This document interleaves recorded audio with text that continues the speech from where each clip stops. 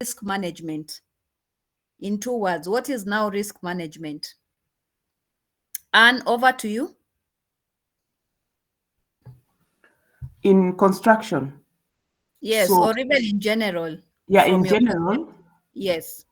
So it's the art of identifying the risk, Yeah. and its effect on a project or a process or even a person.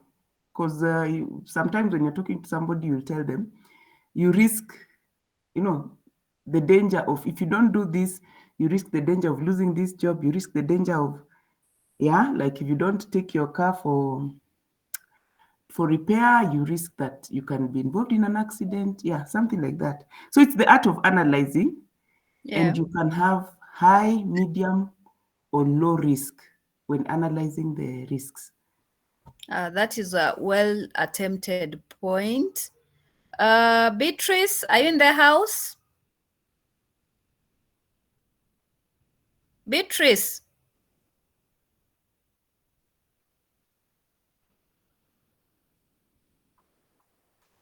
Beatrice is not in yet. Joyce, Karinge.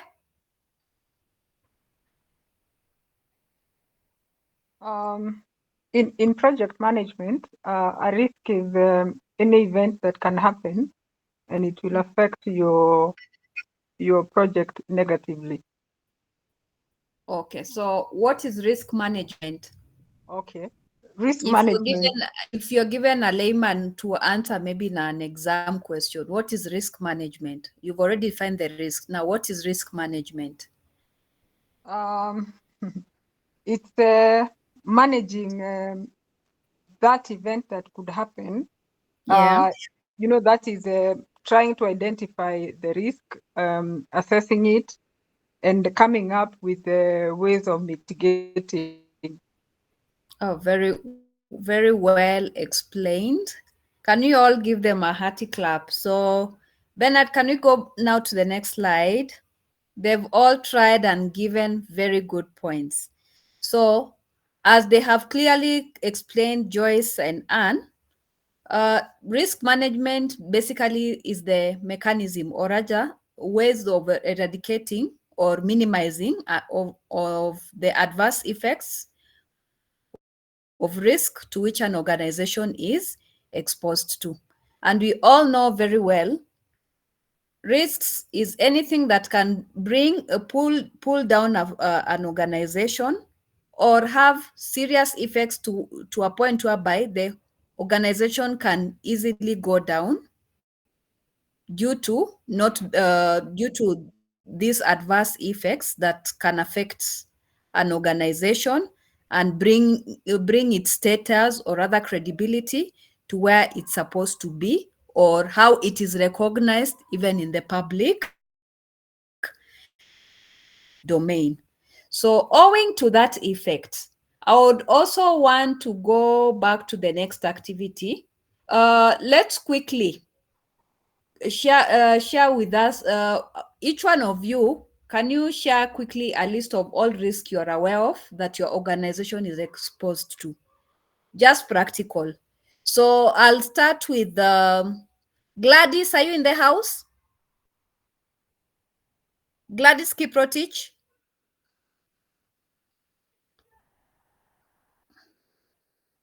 Gladys is not online. Greg?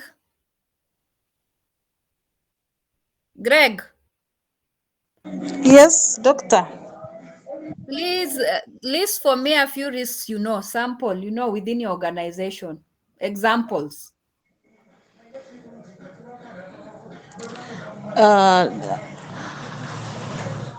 Fraud. Fraud is one of them. Another one? Theft of organizational property. Correct. Another one?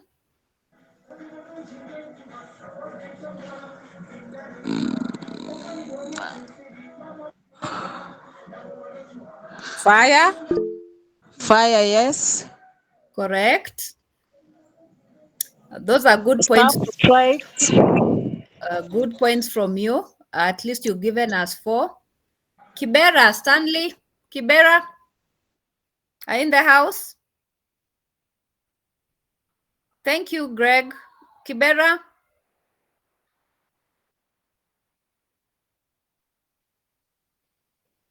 Stanley, are in the house? Okay, Lydia, my colleague, how are you? Karibu. Share with us some examples of risks in an organization.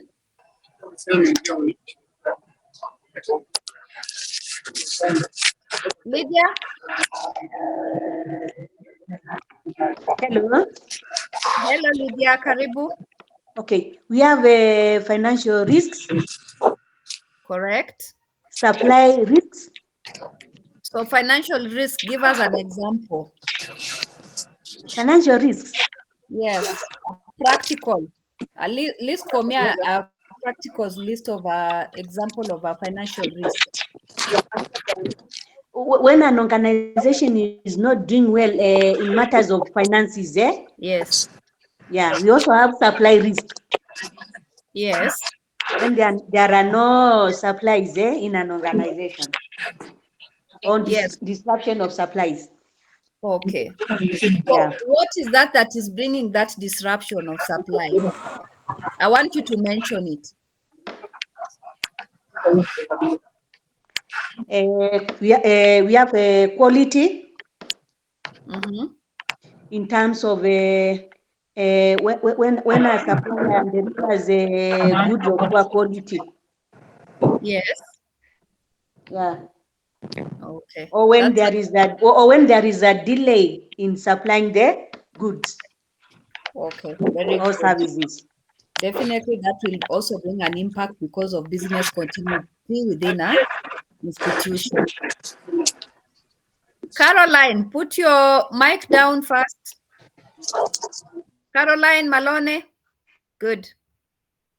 Now, Issa John. Issa John, are in the house? Lydia has shared with us financial risk and procurement risks. Anthony? Anthony, you've raised your hand. Please share with us examples of risks you know. Anthony Amusala. Put your microphone on. We can't hear you.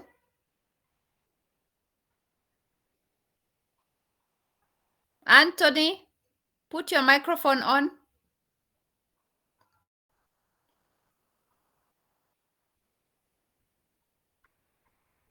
Anthony?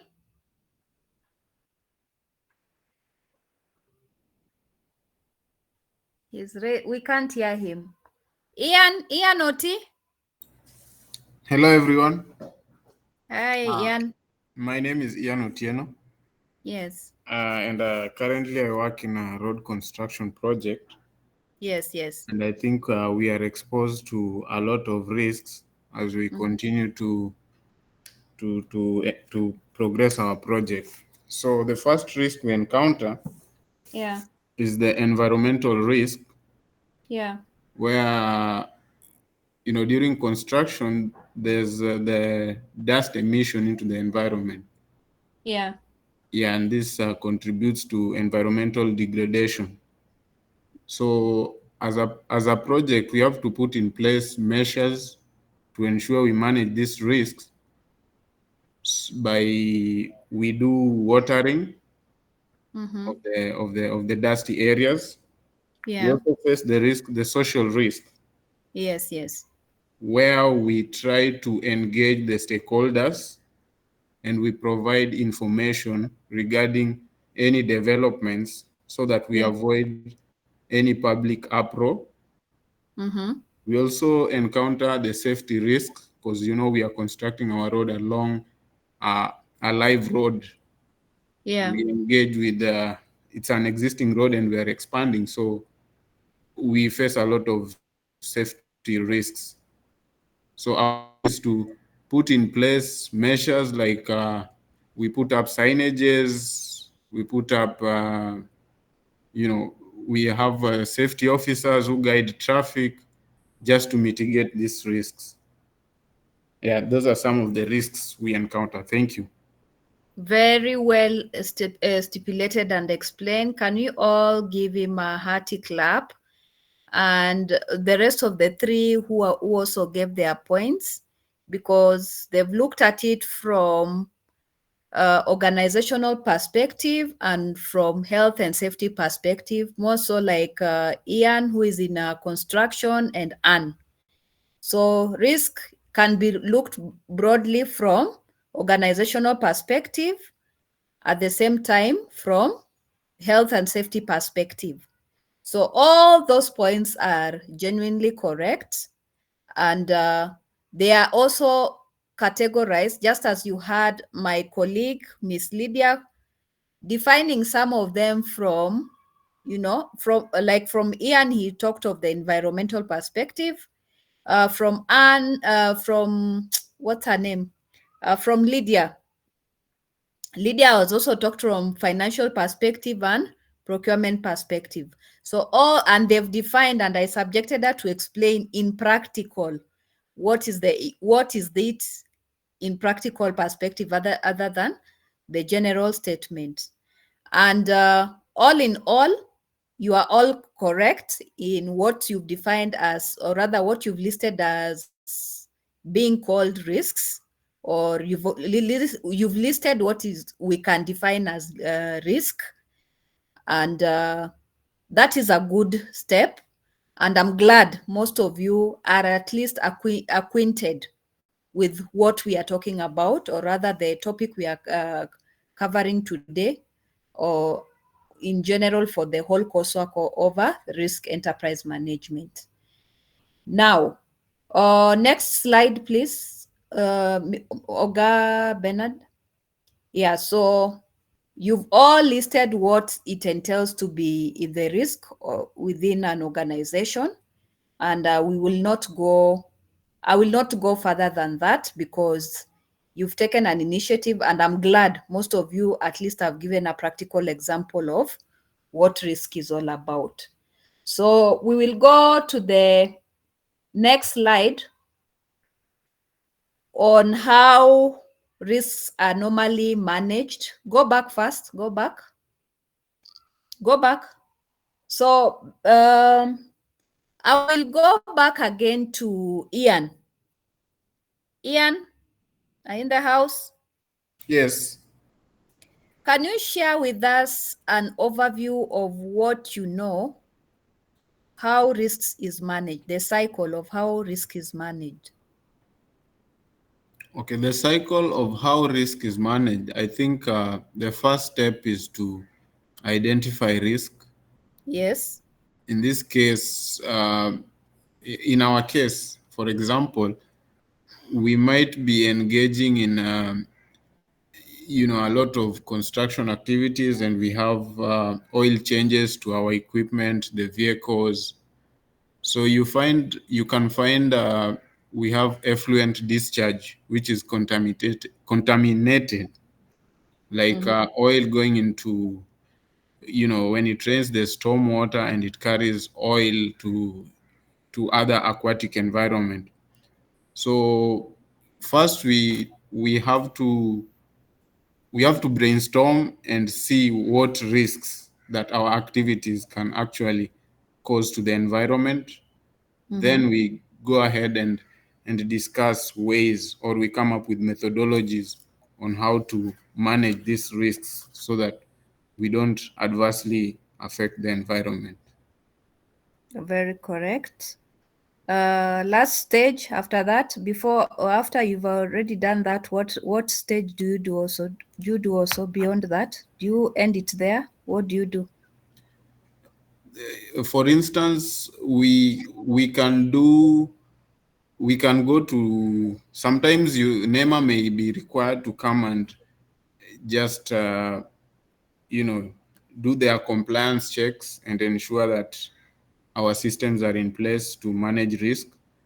This is with regards to environmental protection. And now you find that they will issue you with something like a license, And now this license, it is normally issued it is issued periodically. So to ensure that people, there's some due diligence or compliance checks, Yeah. this license should be renewed so that from time to time there's they come to check whether the systems are in place and everything is well taken care of in terms of managing these risks. That is well pointed. But internally, what do you do? What do you do to correct that? Internally? Yes. For instance, you see, like we can talk about the social risks. Yeah. No, we just go with the same point. Don't mix. Okay. I want to use that trail of the example you've given. Yes. What do you do internally beyond just compliance from external? You internally, what do you do? Internally, for instance, if it is waste, we ensure that we have waste disposal areas, central waste disposal areas. Mm-hmm. We have, for instance, when there's oil discharge, we ensure that there's a licensed oil handler who will come to site and ensure that, if there's some oil spillages, they can put in place those measures to ensure that this does not go into the environment. So there's a word I want from you. There's a word. You're missing it. Yes. Which word is this, Doctor? Like you continuously have that review. Yes. You've already addressed the gap. You also review. So it's part of the cycle process. You're not bringing it out. Yes, Doctor, maybe you might enlighten me. It's okay, but point taken. Yes. At least, can we give him a hearty clap? He's tried, eh? So I'll go back to Nelima. Please, are you in the house?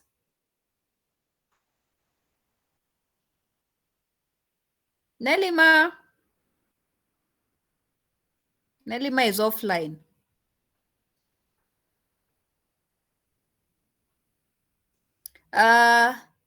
Namehe, Evelyn?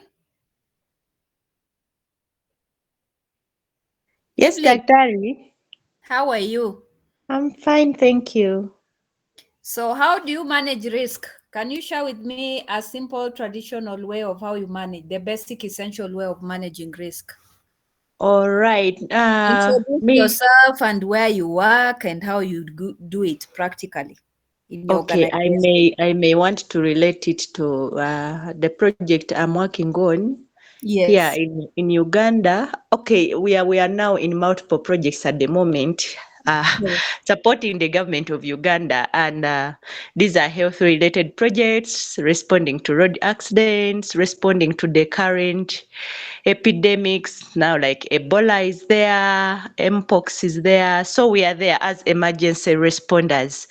Yes. So some of the risks we interface with in this response to save lives of Ugandans, supported by the government of Uganda, are basically now like our protection at our end. Like we can be exposed to infection. So whenever outbreaks of pandemics and epidemics happen, or whenever we are saving lives, maybe in terms of road accidents, ambulance services, we make sure that we are equipped first as us who are the responders to save lives. Other than going to respond, then you become a victim yourself, or at the end you end up dying in the process of saving a life. So that is the major risk I may say that we get exposed to, like in terms of our health. So we ensure that personal safety first. As you're going maybe for a patient who has Ebola, remember Ebola is at very high risk for somebody to get infected and in the end die very fast in minutes. So as we reach there, we make sure that we have personal protective gear in terms of the dressing, You have the gloves, you have the face shields, you have masks, you have this overall, you have sanitizers, the ambulances are disinfected and well washed and so on. So those measures are in place before we reach there to the patient. And then while with the patient, there is what we call very careful handling, because any exposure, you are finished. So you do it very carefully, you save that life in a very carefully manner. And then now that one, you already have, you have already done what we call donning, like you have put on the protective gear. In the medical terms, we call donning. And then after the response, we do what we call doffing. We disinfect our ambulances ourselves. We put off the protective gear because it causes a bit of discomfort. You can't be comfortable while in there. So you make sure when you're again doffing, like removing the protective gear, you do it in a very standard professional health kind of manner, that you're again not infected, because with Ebola, even the dead body itself can infect you and you die. So Correct. basically that's it. Thank you. Okay, those are very good points, and I'm glad I've gotten good example from hospital perspective or when handling sick patients perspective. Now, from organizational perspective, what do you think? What is the traditional way of doing it? And I'll get back again to Lydia. Then we come into conclusion on the Okay. next slide. One way of mitigating risk, Yes. it can be shared or transferred. How do you manage? The question is, how do you approach risk management? You can transfer the risk by purchasing an insurance cover. That's one Pardon? way, but that cycle, I want you to practically show me. Okay, you've identified the risk, right? Mm-hmm. You've identified the risk. Then once you've identified the risk, what do? I want you to use that approach to explain to us how you do it. And to a point whereby you even transfer and all that. What do you do? That process. Let me think about it. You want to think about it. Yeah. Any other trial? Lillian?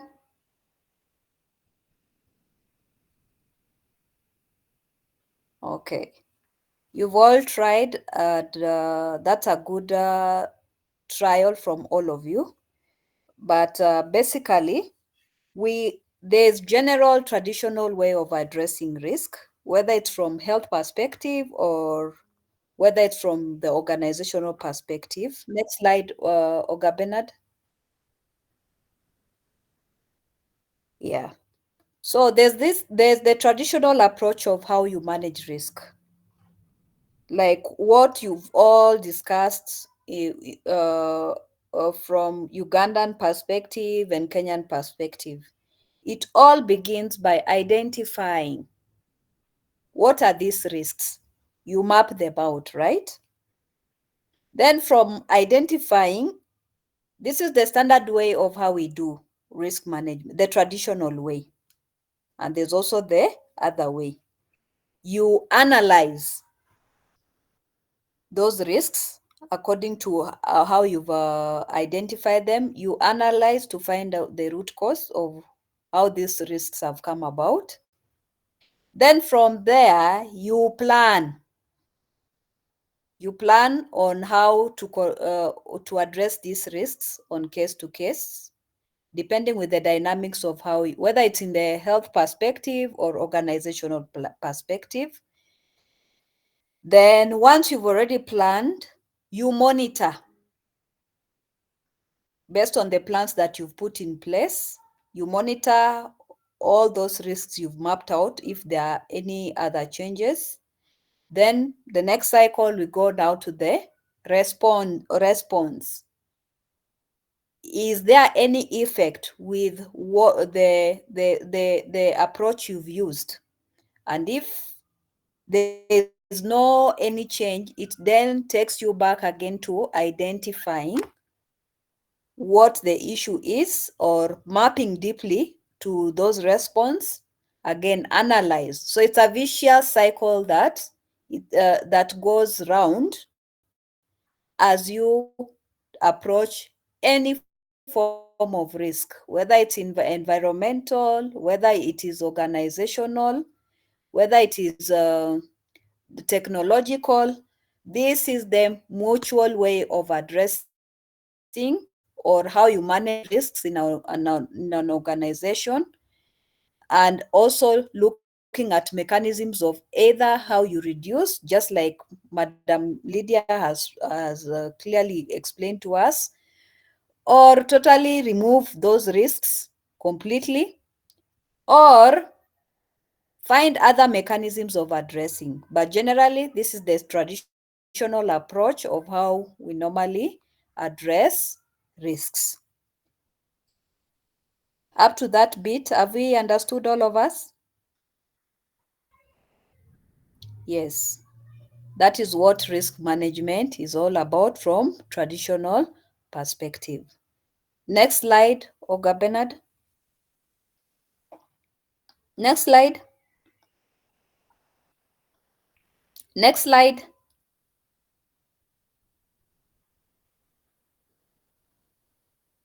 So, in general, it's a very straightforward process, just the way I've explained, which is based on the judgment requiring no specialist skill. It is based on what you're seeing in the ground, like what all of you have explained to me. And this approach is commonly known as qualitative or subjective risk assessment. Up to that bit, have we understood? Yeah. So I'll go back again. How do you manage risk traditionally? Lillian?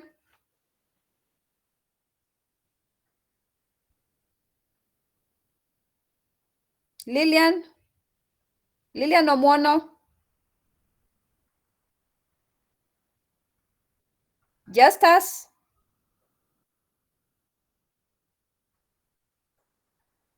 I've just joined now. I don't get the question. I've just joined now. I had a problem with my phone. Okay. So I'll go back to Ian OT. Ian? Yes, Doctor. Have you now understood what I meant? The traditional approach of how you handle risk? I'm not particularly sure I understood, but traditionally, for instance, if you have a vehicle and you can do just a minor analysis Yes. of the risk you might face, then you decide to take an insurance to cover yourself against any probable loss. So using that cycle, explain to me step-by-step approach from identification. Ideally, Go back to the next slide. The previous slide. Yes. yes, ideally, if you are going to buy a vehicle, then Yes. you know you have to identify the risk of potential accidents along the road, Yes. especially because we have very risky roads. People are drunk driving.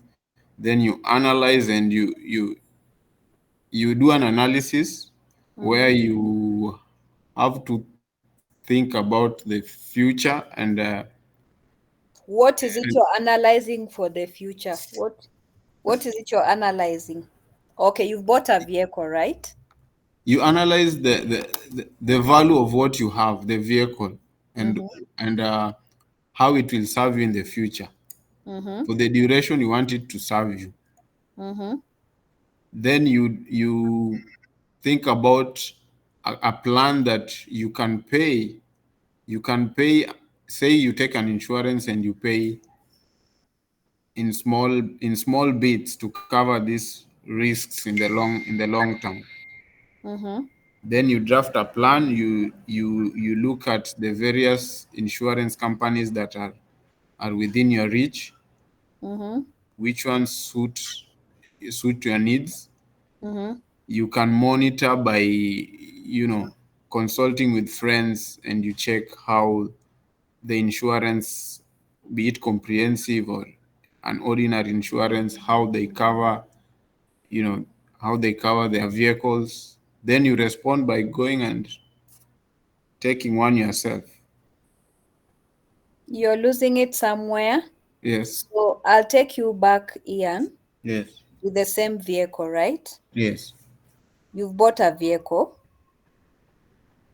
Probably you've used it. It's still brand new. You can't know if it has a problem because it's still new, right? Yes. Now, after buying the vehicle, later on you identify there's a problem. Okay? Yes. Yes. Several problems. What are the common problems you may find in a vehicle? The common problems could be something to do with, maybe it's a reused vehicle where the engine If is. it's reused, what is the problem about being reused? The engine? Yes. Just Yes. go straight to the problem. You've identified engine has a problem. Yes? The engine has a problem. Yes. So in your own capacity, you have to analyze and see, based on the available insurance covers, will they be able to take you with a faulty engine, or for how long? For how long are they able to cover you, and for how much are you going to have to spend more, because now you have something that is more probable to failure. You are jumping a position. You've identified the car has a engine problem, right? Yes. So once you've identified the car has an engine problem, what do you normally do? You take to where? To a car motor vehicle area? Yeah. You take to a professional mechanic to do an inspection, to do a further inspection. I think that Yes. is on the analysis bit of Part. it. Yes. Yes, Yes. correct. Yes. And then once he's done an analysis, Once it's done an analysis and is diagnosed a problem, yes, then now you go back to the drawing board. What tools do you have? What resources are you able to afford a new car, or are you able to now go for an insurance cover that will suit your needs? That's where you have to now the draft plan a now plan. comes in, Yeah. whereby you are able to discuss. He's an expert, he's able to advise you according to the resources you have and the opportunities you have that can help you address that gap of the engine being Exactly. corrected, right? Exactly. Yes. So once you have a plan, then what next? Once you have a plan, I think now you have to do something called, you have to compare. Mm-hmm. And this is where now we have the monitoring stage, Mm-hmm. where you have to now go consult. This is the monitoring stage. You go, a friend has a car, you go see how theirs, how they did the You've mixed up yourself again. You've already identified a plan, yes. right? Then after identifying the plan, you've opted maybe you're going through an insurance, right? Yes. Then that process of going through an insurance is where now monitoring now comes in, right? Okay. And through the monitoring, through the insurance, you are able to monitor if the insurance will fully cater for the correction of the vehicle, right?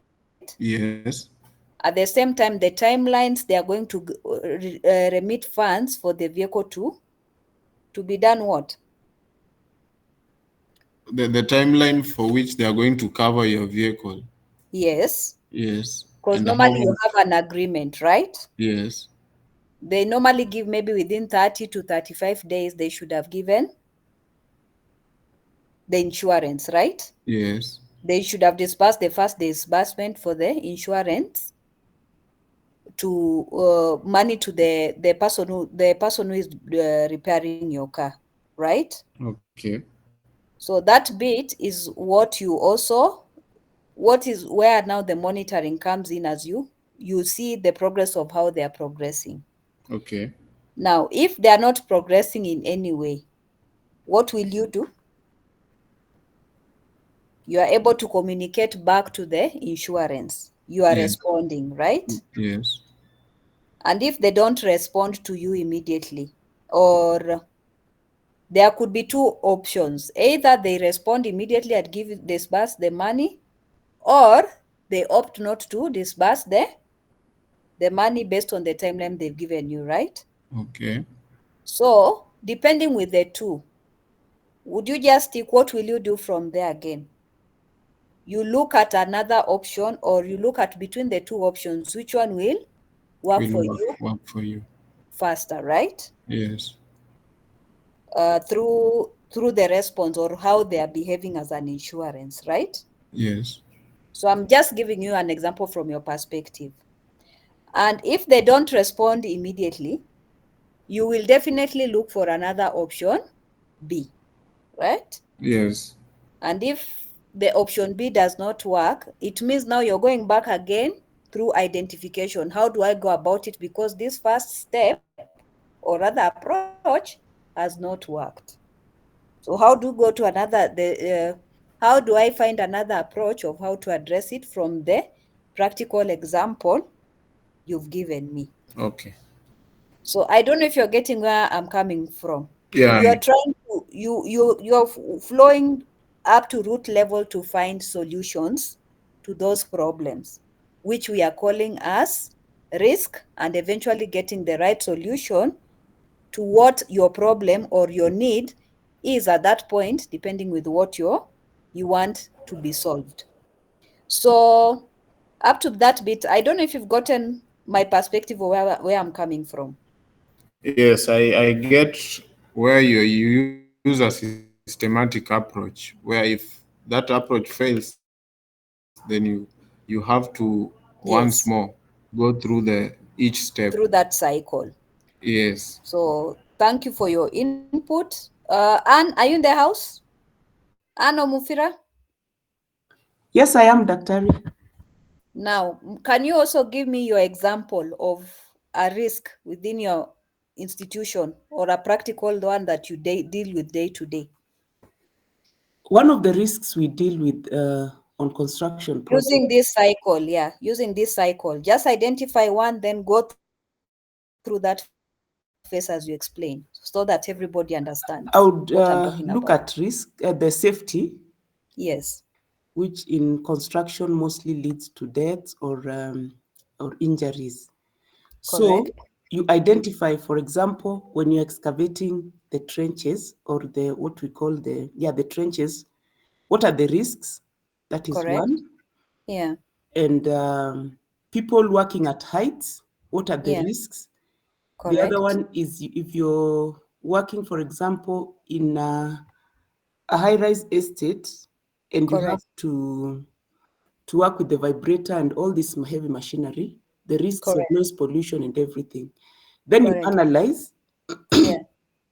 is it a low impact risk? Is it medium? Is it high? And Mm-hmm. then you plan on how to mitigate. For example, Mm-hmm. if you have to use a machine that produces a lot of noise, Correct. maybe you can choose to work within, you can maybe just have an idea of what kind of neighbors you have. So if Correct. during the day people are not in their homes, you can choose to do that work during the day and maybe stop at around 4 p.m. so that then monitoring Mm-hmm. means you ensure that, for example, I'll give the example of working at height. Just use one risk within the one you've started with. That is the noise. Yes. Yes. Mm-hmm. So you monitor, you ensure that all your noisy activities are carried out within a certain time. Mm-hmm. And you also go further Mm-hmm. and maybe advise or warn your neighbors that at such and such a time we intend to carry out this activity. It's going to produce this kind of noise. And of Correct. course, you ensure that NEMA are informed. Correct. That is, you have the legal and yes, all the things in plan. Yeah. And if there is a problem, you can respond to your neighbors, or you can respond to any issue that is raised as you're carrying out your activity. Correct. Yes, maybe give earmuffs. Like, okay, I can give an example of where we were in an office block, and somebody was carrying out activities that were noisy. So they offered to give those people who are being affected, especially those on the side of the windows, the people sitting on the desks that are directly facing the construction site, they were all given earmuffs. Yeah. Just to ensure that they are comfortable while working. Yeah. Yes. And if they are not comfortable, what will happen? If that action is not working, what will happen? For example, in the organization that I was working, you can temporarily request for the colleagues to work in another office, or even the contractor actually was willing to give them an office space, which can be inconvenience, but you can choose the type of people who can be relocated. Those who have laptops, not desktops, or those who need face-to-face interaction with their customers. Very correct. You manage them, yes. Meaning you're going back to the identification bit, right? Yes. So it takes you again back to that cycle, what you're trying to explain to me. Yes. Yeah. So that is the traditional approach I've been talking. It's a step by step. You don't mix up. It's a step by step approach up to a point you find a solution. If you don't find a solution, second option that will guide you till you get completely reduce the risk that is already in existence. So with that bit, can we give a hearty clap? She's tried. Yeah. Hearty clap to Anne and Oti. You've given us a good approach on how to address some of these risks. And with those two practical examples, I believe now you understand what traditional approach of how risks are managed. So next slide, please. Go back to the previous slide.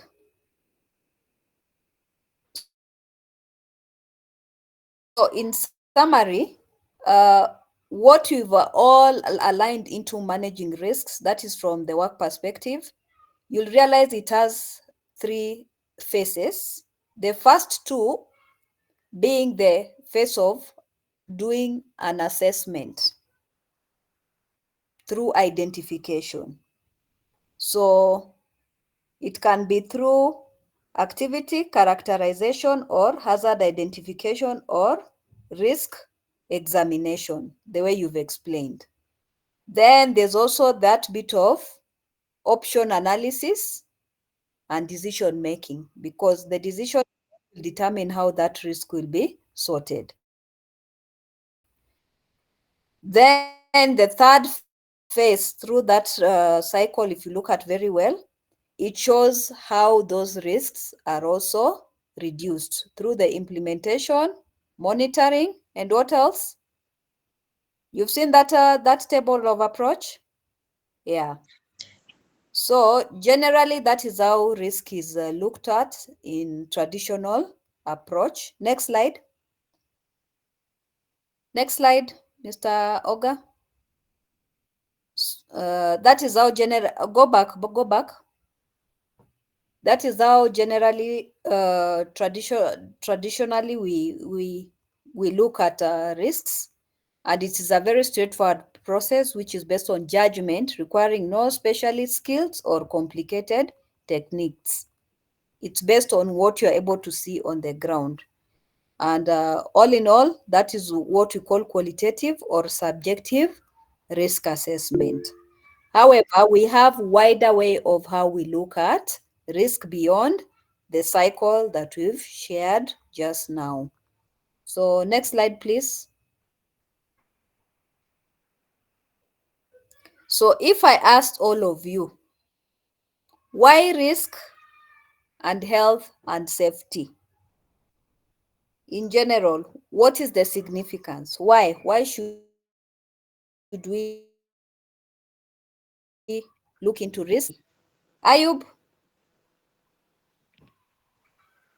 In summary, Ayub? Okay, so sorry, can you go to the next person? I was somehow not keen of the question. Okay, please hang up. Austin? Okay, thank you. Austin? Why risk?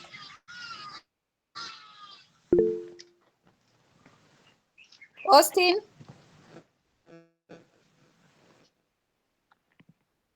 Lydia?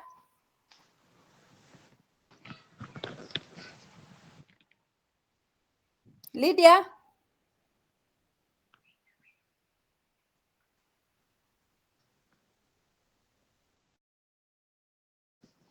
Joyce? Justus? Thank you, Dr. Yes. These three terminologies in risk management are related because a risk can be a threat, a serious threat to the lives of people, and it can even cause death. People can die if it's not reduced or if it's not managed well. So, if risks are identified and they are not treated, then they can be hazardous to our health and safety. Correct. Yes. That's a very good point. Johannes, another additional point from you? Johannes, are in the house? Daisy? Daisy? Daisy is not talking. Herbert?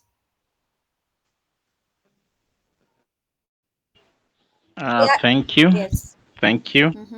What I can add on that, as my former speaker has said, Yeah. that risk is connected with the health. You know, when we risk, it means there is a need. Life must go on. When life must go on, because through risk we are going to make a living out of it. You know, we are going to, maybe it is something that is making our life to go on. And why should our life go on? It should go on when we ensure that our health is protected. We cannot take a risk and ignore health. We might take a risk, and if we ignore health, then we might end up losing this precious life, which is required for the risk to be taken. And in that matter, Yeah. the safeguarding, the safety bit of it will take the center place of the process.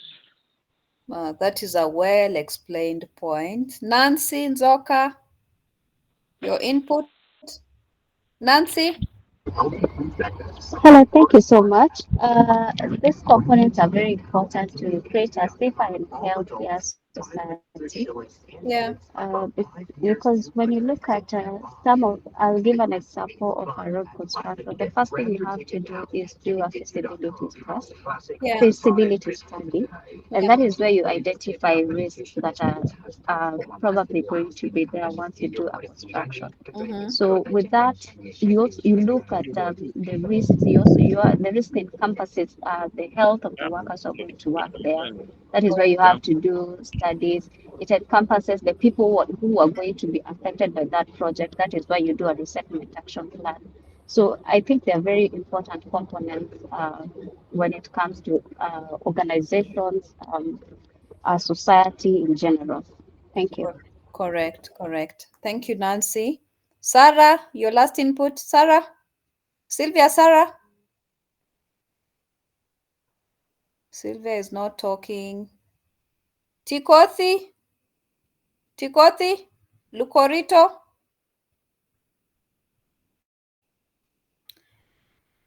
Okay. Anne, I'll go back to you. Why risk and health and safety? You Because are a health and safety. in most enterprises. Sorry. Okay. Hello. Yes, Lukorito.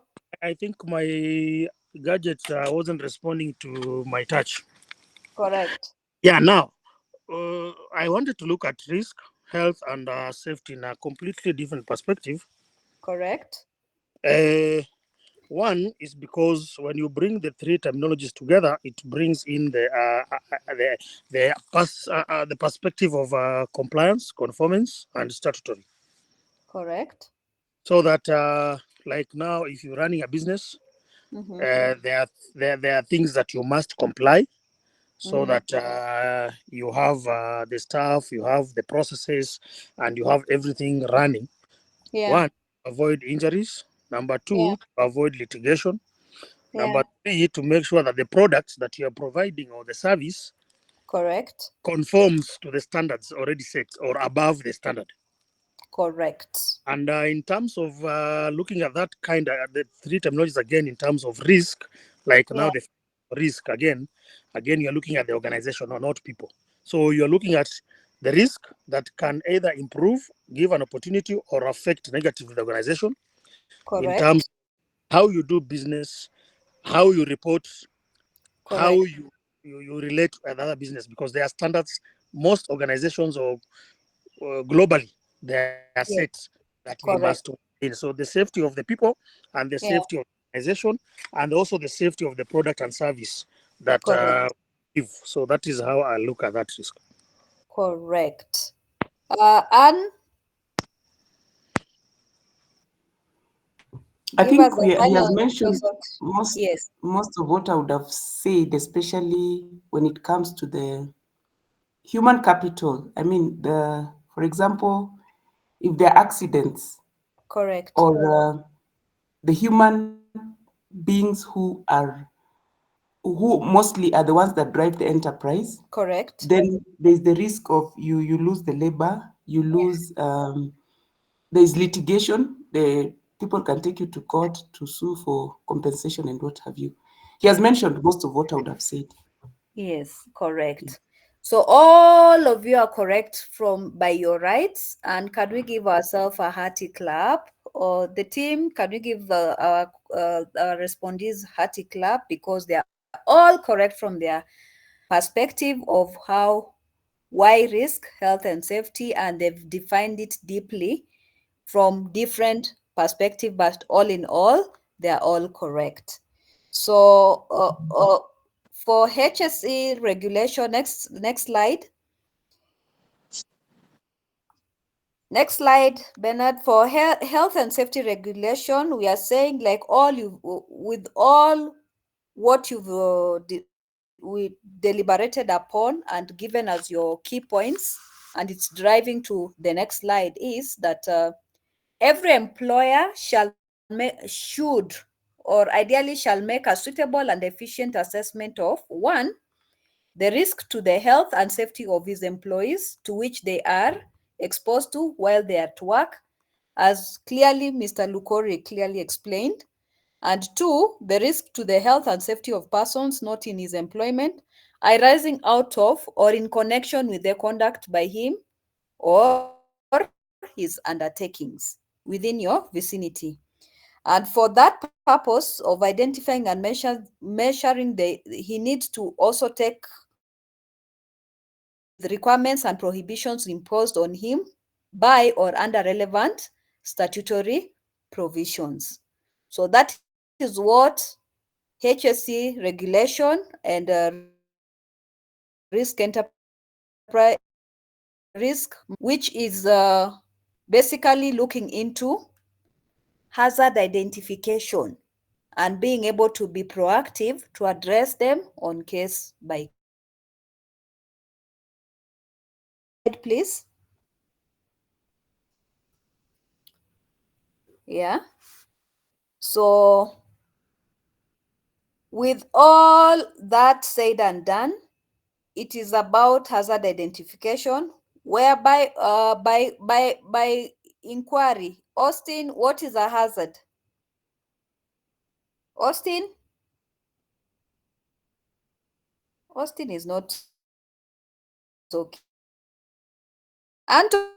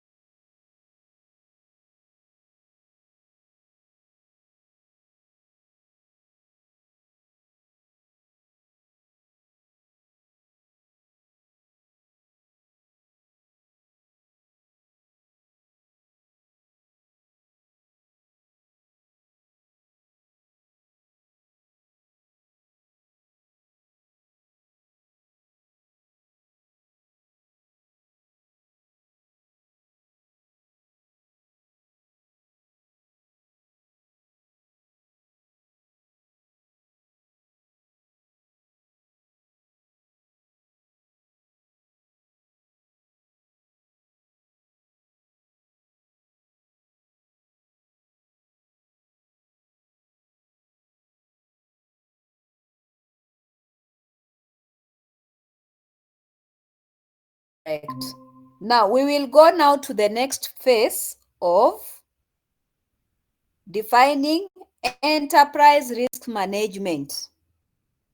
So I'll go back to Nancy. What is enterprise risk management?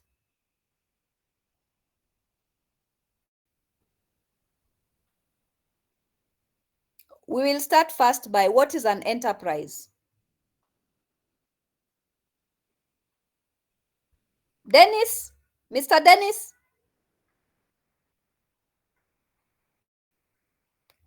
Miss Gladys.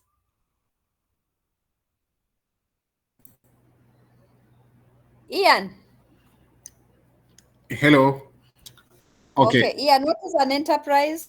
What is your understanding? I would define an enterprise as any organization that is profit oriented. Yeah. So for them, the aspect of risk management comes in when they have to do everything possible to protect the organization against loss of profit or damage to property. That, yeah, thank you. To the organization, Yes. right? Okay. Anne? Anne? Yes, Daktari. What is Wow. define for me what an enterprise is? I think, let me see. It's an undertaking. So it's an undertaking where there's an expected outcome and, of course, profit and benefit to a community. Or, yes, a community. That's what I would say. Correct. Yes. Anthony? Anthony is very quiet. I don't know why. David Elipu? Okay, you're all correct. David, yes?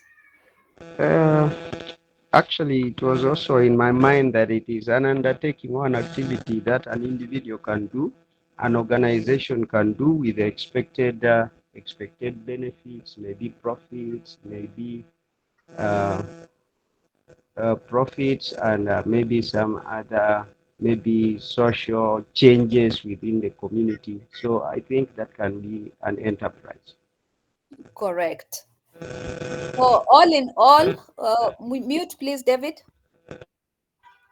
So all in all, you're all correct from your different perspective, whereby enterprise is an organization, an established organization, which has its daily operational activities with an aim of maintaining profit, maintaining quality, and maintaining control on its daily to day business to bring stability within that enterprise through risk management, whereby you're identifying gaps, issues which needs to be addressed on day to day. You remember the traditional cycle I shared earlier on? You try to manage day to day, identifying those risks that can easily bring an organization down. So that is what risk management is all about. And next slide, Mr. Bernard. You'll realize in today's organizations, people are concerned about risk management, just the way we've defined, governance for purpose of sustainability. If there's no proper governance in an organization, then you're bound to go down. Control, and of course, there's the aspect of also assurance, whereby you're controlling but also ensuring everything is in order for purpose of maintaining stability within that institution. So the next question is, why is ERM important? Next slide. Next slide. ERM is important because from my perspective, we are able to see it in two perspectives. One, ERM supports value creation by enabling management to, one, deal effectively with potential future events. It's like you're foreseeing problems before it comes and able to that create uncertainty within an organization. So you're able to foresee a problem, and once you foresee that problem, you are able to give estimate of how you're going to address it even before that problem comes. And then two, it also helps in responding, developing response in a manner that reduces the likelihood of downside or outcomes and increases the upside. What do I mean by that statement? Is that you are reducing that risk of the actual happening of that risk that can cause downfall of an institution, and increasing that futuristic, or you are able like to foresee something is going to happen and you're able to counter it immediately before that action actually happens within the institution. And next slide, please. Each organization has different ways of handling risk, and basing on how the structure of the organization is all about. And these risks can be mapped within all levels as per the organizational structure, from the enterprise level of the institution, each division or subsidiary within the institution, because I believe all of you are in an organization and you're from different departments, and your department functions may not be the same as another departmental function of what they do. So you are expected, each department is expected to define their risks, the potential risks. You're expected to map out and define those risks, put them into register and give yourself timelines to correct. Another department is also expected to do the same.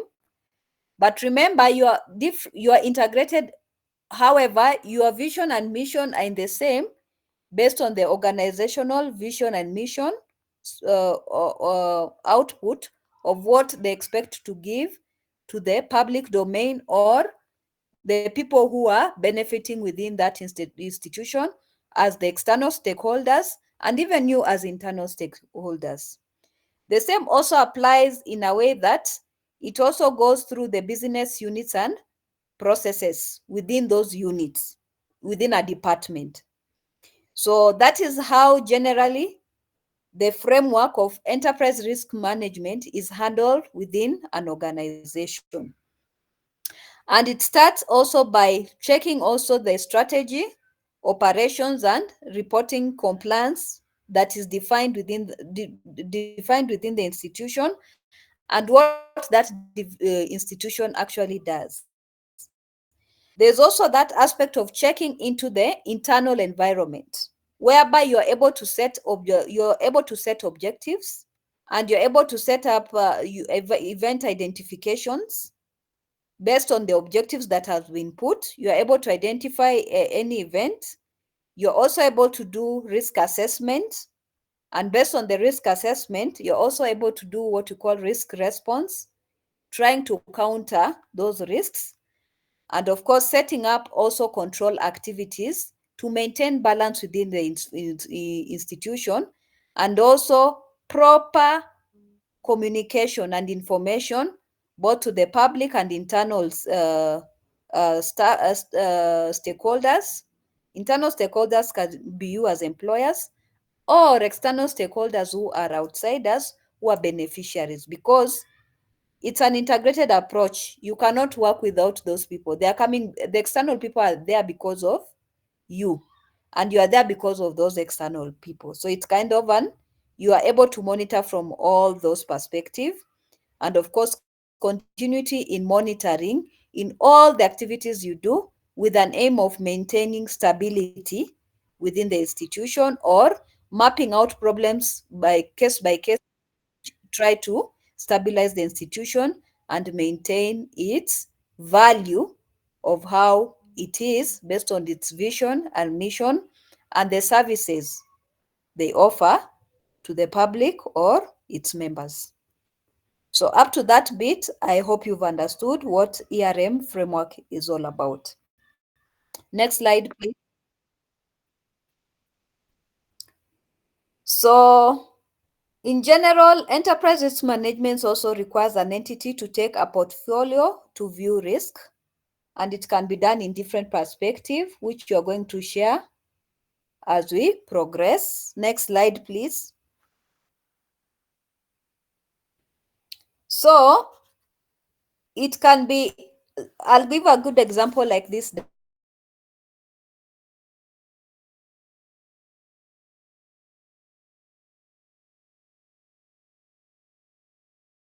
organization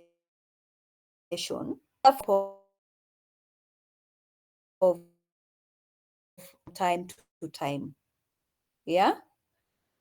A good example, like maybe you have an organization and you're facing a new competitor against you. Definitely, if you get a competitor, definitely your people will run away, or depending with how you manage yourself or the quality or standards you give to your members, depending with how you give your services, if you're not at par with the new competition or new organization coming in to compete with you, then you are bound to lose your members. So as an organization, you're expected to venture into broader perspective of maybe expanding into new markets beyond the comfort of what you have. You are able to expand into new markets or launch non-traditional products which are not able to, that you are not,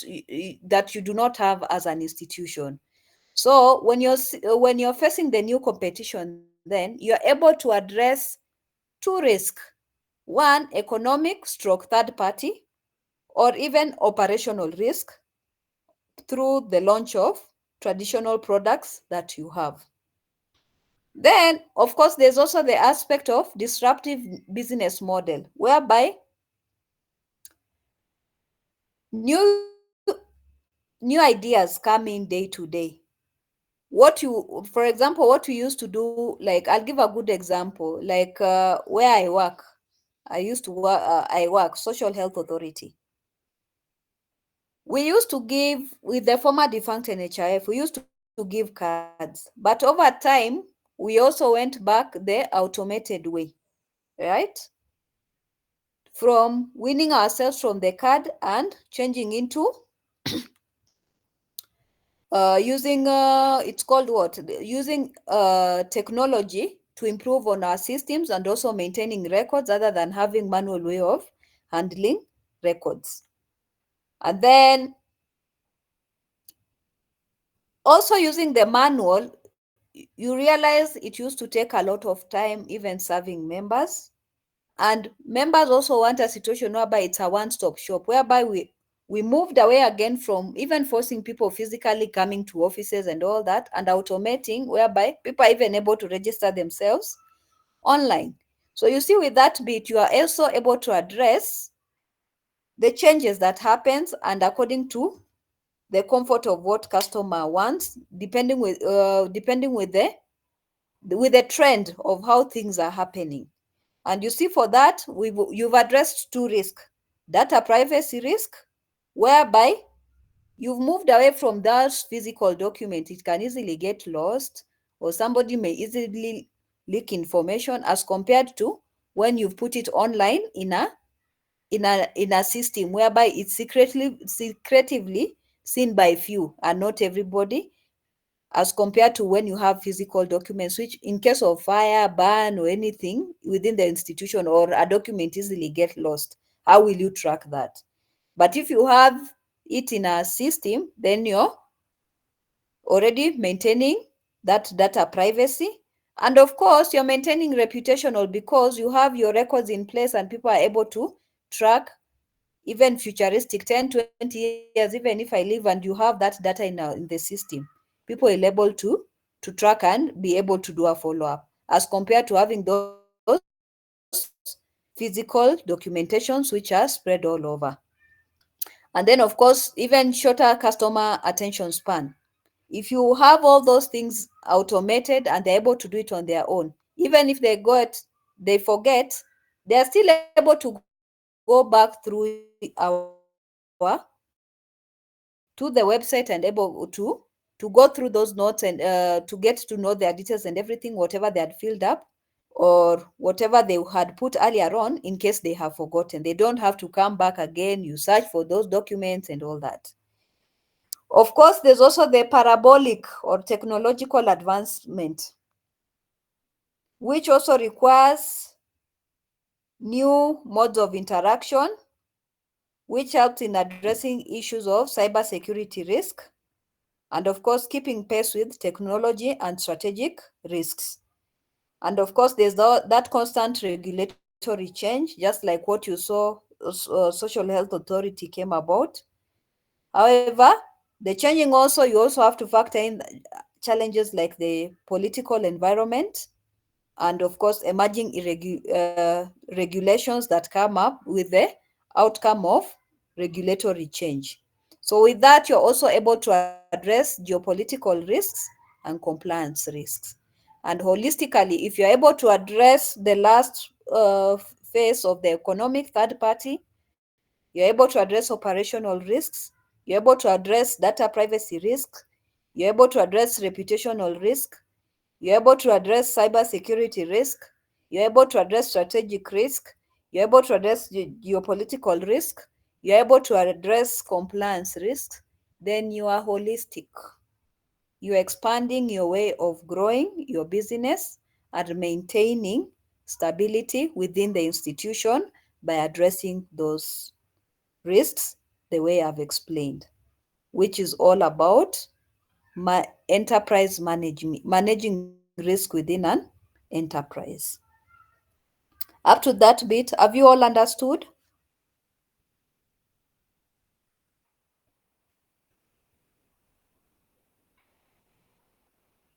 Correct. So we'll go to the next slide. So basically, that is what all the risk enterprise is all about, and how we also monitor the risk on day-to-day basis, what it entails. So the next presentation we will share maybe next Friday is how to critically evaluate organizational imperatives to the risk management processes. But nevertheless, out of all that, do you have any questions? This is now our last interactive session whereby questions will come, and we will expect all of you, one or two, then we will interact. One of you can give an overview so that we are all in the same page, or I can also come in and give a final overview. Any question based on what we've learned today? David? Justus, yes, you have a question? Yes, Doctor. I've been hearing this narrative that normally goes around, especially with business people. Are there circumstances where risk is good in business? Because sometimes they say it's good to risk and put up a business. I don't know whether there are circumstances where risk is a benefit. A good question. Anyone who would like to answer before I answer? Ian? Daktari, I can come in a bit. Yes. This is Wasike Orubengo. Yes, just to contribute on what the question has raised. Yeah. Yes, when risk is being analyzed, the degree of adverse levels and adverse levels are determined. Yes. And risks, when they are analyzed, they present opportunity or they present an adverse effect. So not necessarily that every risk will come up with its own negativity. But yes, sometimes, for example, when you are starting a supermarket or you are starting a hotel, and you are expecting people to come and eat lunch, and you are investing 2 million to make that hotel very good. Yes. Who have guaranteed you that people will come and eat there?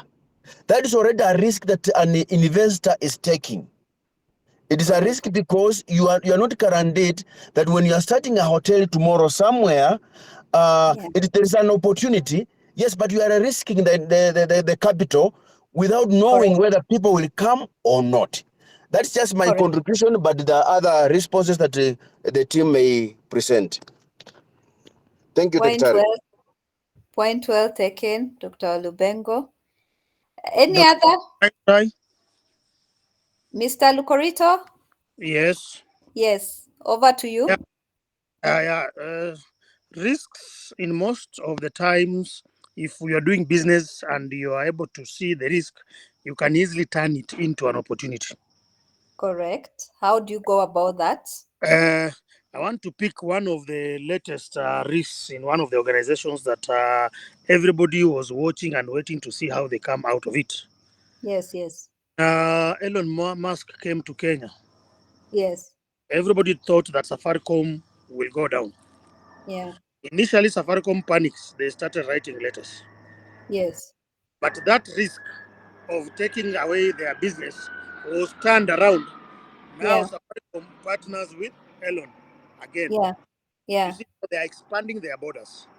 Yes, yes. So the risk that was threatening Safaricom, and everybody was Safaricom didn't see that coming. Yes. Now turned. Now Safaricom is partnering with a global organization in tech. And when you look at the new capability that partnership has created for Safaricom, yes, the competitors can't match. Correct. And I think that is a good example for turning a risk into an opportunity, and a risk being good or positive for the business. Correct. Any other addition, Anne, before we conclude?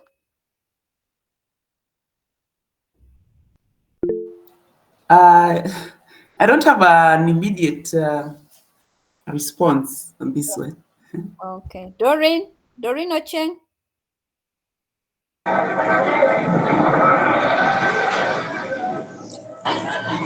Yes, doctor. Yes, Greg. Thank you for the lesson. Yes. Someone was asking how advantageous a risk is, or undertaking a risky venture. Yes. It's good because, as the previous speakers have been saying, Yeah. you take a risk. For example, those who are in the business world, Yeah. example myself, you Yeah. take a risk. For example, to invest in a boutique, let's say. Yeah. You invest in your money, like the other one said, you're not sure if your products are going to be bought. You invest in your millions of shillings and put. Yeah. But when you start it as a risk, as you risk and put in your money, you Yeah. get more other opportunities. You learn a variety of other ventures that could actually bring back the money that you have put in the business. Correct. So with that, I would say risking is good, or not fearing to risk, and you start up any enterprise that you'd want to do is good.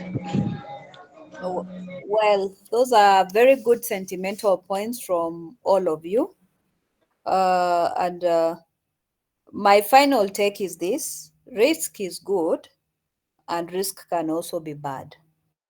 The only secret is, much as you want to take that risk, analyze it deeply, right? Analyze it deeply. Look at it from the geo perspective. Look at it from the economic perspective. Look at it from all angles. Just as what you heard Miss Dr. Walubengo say, analyze, then take that courage and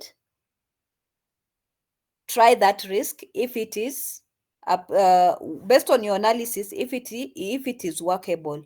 If it is not and you're not also sure, take time again to reflect, then go back and try. And in between, sometimes also as you try that new ventures, or as you try that new risk, you'll realize again, like our friend, our sister Anna said, sometimes, not Anne, uh, is it Greg, has clearly stated that sometimes in between, as you're trying new other risk, other opportunities comes in without unconsciously or consciously. But all in all, even as new opportunities come in, always analyze in a way that you don't just pump yourself into something, then at the end of it all, you also end up losing. So try and balance it all out through proper analysis before you take that move. That is the best advice I would give based on my understanding on risk enterprise management. Weigh your options before you make the move. Yeah. Unless there's other addition from Dr. Wasike before we close out. Over to Dr. Wasike. Dr. Wasike,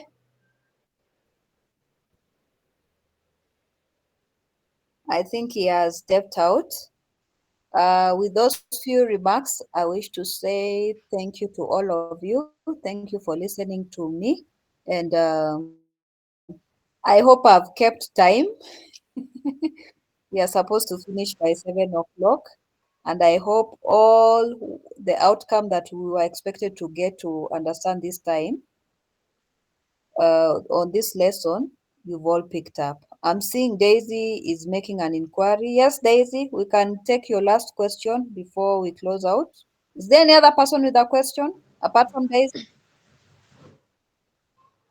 None. Okay, we take last Thank you question. so Yeah, okay. Thank you so much, Dr. yeah, Mine actually, this is the first time that I'm having a session on risk management, and yeah. that's why I haven't been so very participatory because I wanted to listen in more. Yeah. There is somewhere where I missed out a point, and that was on the traditional approach to risk management. I took in the identification analysis, something of that kind, but then I didn't understand the aspect of monitoring Yeah. and then responding. Because to me, I had a scenario of if I'm worried about falling ill and then I don't have finances at a moment, there are chances of taking an insurance cover so that in times when I'm sick, uh, at least I should be able to get the service, like the medication service. And throughout, as participants try to share how they can utilize that traditional approach, I was wondering, like, if my risk is against failing to meet my medical bill, how would I apply that step of monitoring and then responding? Is the monitoring on the side of the insurance company? Okay, the monitoring and responding. Is it on the side of the insurance company or it is on the side of me, the client, who is trying to seek that insurance cover in times when I'm sick? Okay, I'll take you Thank back you. practically. We go I back to the really slide. elaborate on that. We go back to the slide. Okay. Mr. Oga, take us back to that slide on the cycle, risk enterprise cycle, traditional.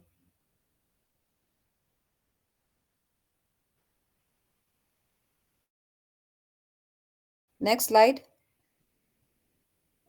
So Daisy, Yes, please. go back to the cycle. Oga, Mr. Obina. Bernard. So Daisy. Yes, Daisy, please. I want you to answer Yes, please. yourself. I can hear you, Dr. Ali. Yes. Okay. Now, we will go step by step basing on your question. What is the problem? Okay. My worry is Yes. actually failing to meet medical bills in times when I'm ill, when I'm sick. Okay. So you've identified that you stand a chance of failing to meet your medical bills, right? So since you've Yes. identified you have that chance of failing to meet the medical bills, it means you've identified a problem, right? Yes. So failing to meet the medical bill, what do you think you can do to address My it? alternatives to that, Yes. my alternatives could to that could be maybe I need to save every month 10,000. Yes. Yeah, if my worry is what if I fail to meet the medical bill, something of that kind. So Yes. I would the first thing Yeah, that you've would come said to my maybe you mind need to is save. how Just go do I straight. Wait. You've okay, identified failing to meet your medical bills. So yep, you've already identified a problem, correct? yep, Failing to meet the medical bills. So how do you yes, think please, you are able to solve? The first option you've analyzed and you've told us that maybe you need to save 10,000 Ugandan shillings every month to so yes, that you have please, some savings, right? The yes. second one is which one again? Actually, the only alternative I would think of is saving. Though now more alternatives pop in of where do I save? Should I keep the money in my pigeon bank? Should I take it to the bank? Should I save No, with a insurance company? correct. So you are already going So into I the would phase of an outline those three. okay. Out of those three, you've talked of the Yes, bank, you've talked of the insurance, and you've talked of and then just a keeping pigeon bank. a pigeon bank. So between the three, Yes, with that savings of the insurance and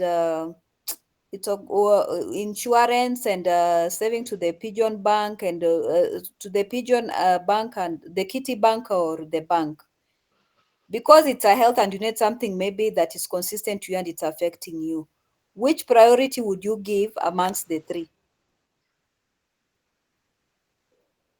I would choose the insurance. You would choose the insurance. So you see, you're already taking yourself now to the plan. You've opted now, you're taking the insurance. Insurance. So, yes. So this insurance, definitely they'll give you a plan of what you are able to pay either monthly or annually, isn't it? Yeah, they will. They will give you a plan, isn't it? And basing on this plan, yes, they do. Basing on the plan that they'll have given you, you will also have to weigh, is this insurance working for you or is it not working for you based on your needs? Yeah. Correct? Because there are some insurances you will book, you will stay with them. Then at times when the sickness comes, they start giving excuses of not paying your bills, right? True. And there are several options of other insurances, right? So that phase is what you're calling monitoring how they are dealing with you, or rather they are serving you. Yeah.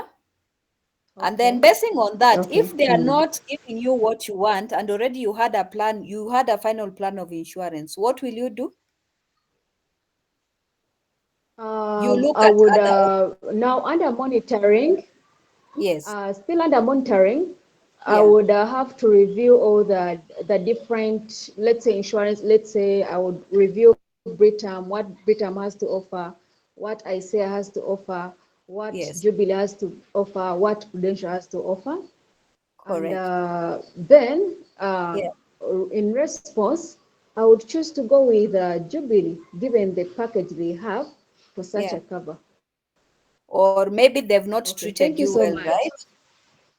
Of which they've not Yeah, or treated you well, maybe right? the hospitals are, or even Don't sometimes don't go into hospital hospitals. the hospitals. Don't go into hospitals first. Don't go into hospitals. You'll lose the tracking flow.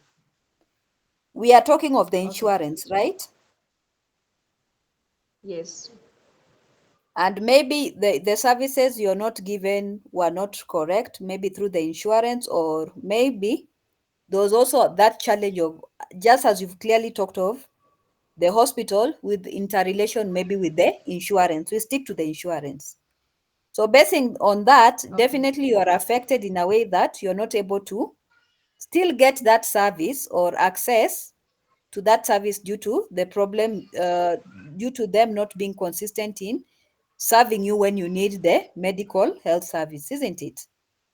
So with that, Yeah, it is. it will trigger you now to make a response of whether you want to change the insurance or maintain or do a follow-up with the insurance to see if they're able to correct those gaps in case you have a challenge, or if they are not, then you're automatically fully able to choose another insurance full or holistically and start all over afresh, which takes you again back to identifying another solution or another solution to address that problem. Are you getting? So through that cycle, Yeah, you I've are understood. you've now understood where I'm coming from. Yes, Yeah, yes. that is Yeah, how I this have traditional approach of how risks are managed. managed. Okay, I thank you hope you've so much. understood. Is it now clear? Yes, please, and thank you so much. Yeah, You're it is. It is. oh, you're most welcome. Okay, with that beast, I wish to say thank you, God bless you, and over to you, Mr. Bernard Obina. Thank you all for being cooperative and being of great support.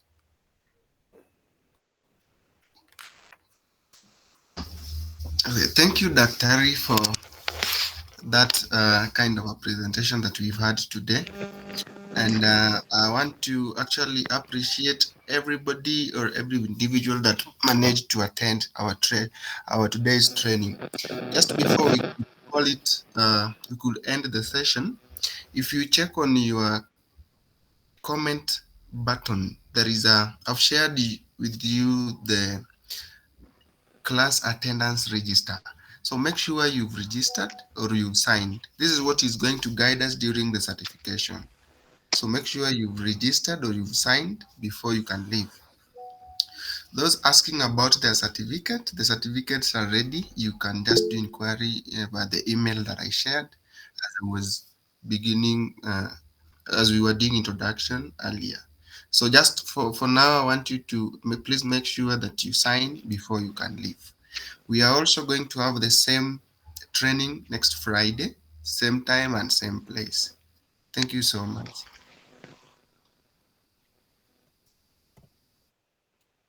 Thank you too. We may all leave the group after signing the attendance register. And give your comments and suggestions too.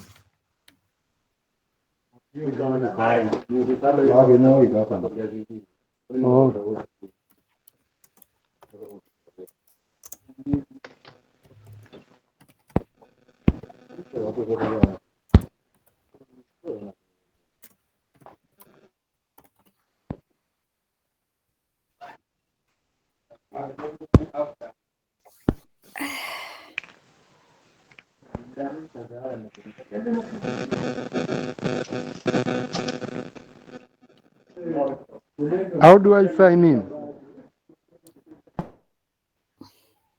Click on the Google form. Let me share with you.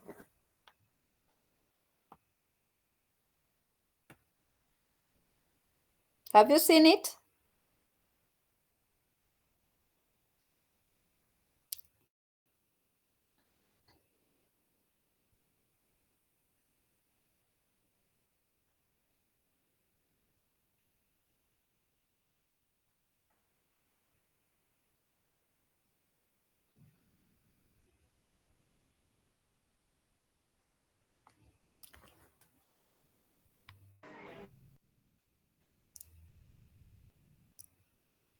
So, Olga, can I leave now? Yes, you can just leave as I remain with. Okay. Thank you so Maybe much. if someone has a problem, you can always speak so that we can help you. Okay. Thank you so much and have a blessed evening. You too.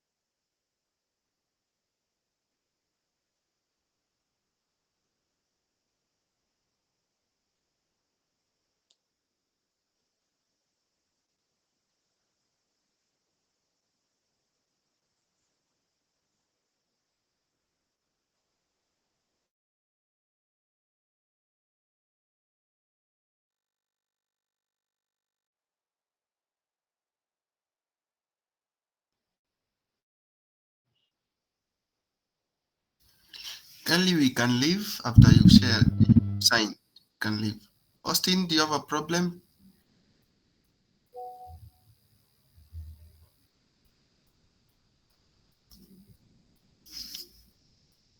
After signing, you can leave.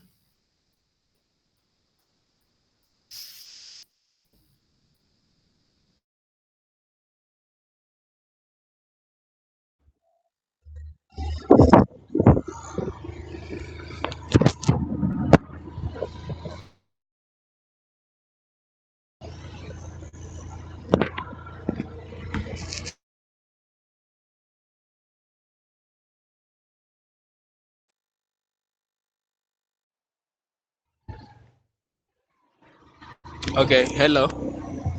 Okay, my network has a problem, but I want to ask, how am I signing? we've shared the link in our chat box. So you click on the link. Once you click the link, you just key in your information, then it will be done. Okay, thank you.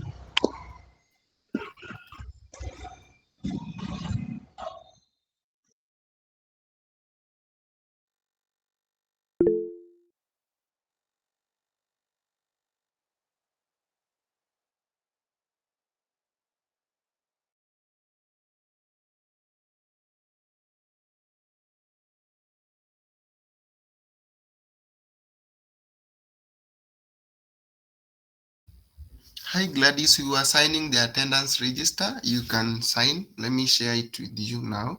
So you just click on the link, then you key in your information.